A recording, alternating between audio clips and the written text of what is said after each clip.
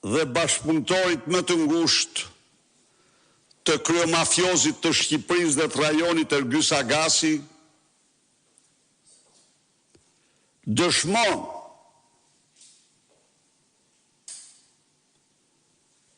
rrezikshmërinë e madhe që paraqet Shqipëria me krimin e saj të organizuar për rajonin dhe Europën. Ergys Agasi, për muaj të tërë, nuk u shpall në kërkim. Dhe këtu para jush, me 24 prill nuk qojnë pak. Bravo. Këtu para jush, me 24 prill të 2020. Me 24 prill të vitit 2026, kam denoncuar se Agasi dhe Beqiri nuk janë në kërkim ndërkombëtar. E vërteta është se në muajin prill Agasi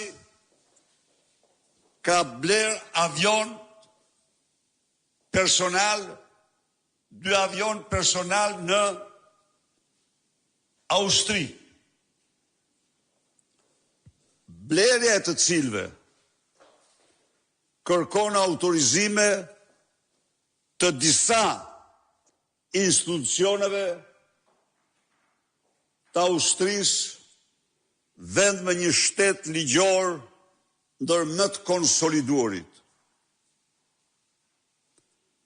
Jo vetëm ka bler avion në Austri, por ai në qershor ka regjistruar në Sloveni njërin nga këta avion dhe biznesin e tij. Ndërkohë, gjatë këtyre muajve janë të vërtetuara një seri fluturimesh në hapësirën e NATO-s dhe vendeve të Bashkimit Evropian. Pra, me 24 prill, ne denoncuam këtu se Agasi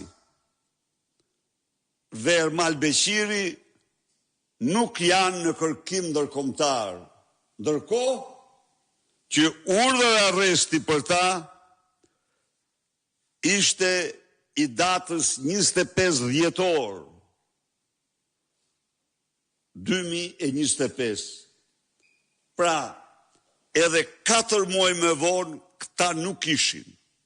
Agasi është i qetë, drejton të gjitha aktivitetet e tij, her nga Durrësi, her nga Surreli, her nga Manza, ku t'i doj qefi. Kurse Beqiri ndërmori vëmëtarit e tij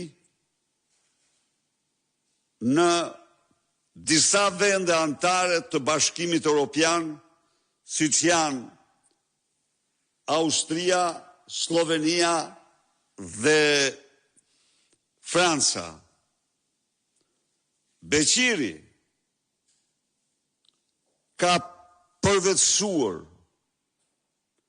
të paktën 200 milion euro nga akshi i lindave. Lindës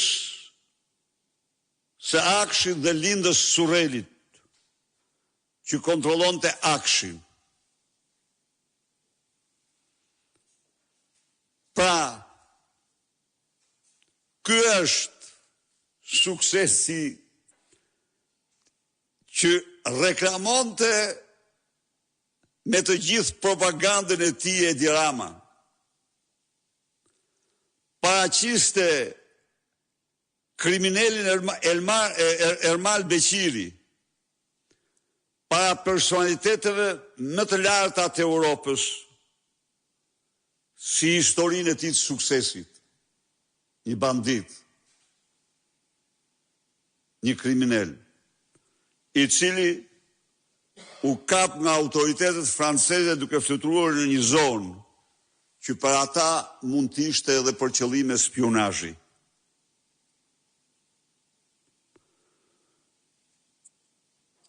Dënoi këtë bashkëpunim të turpshëm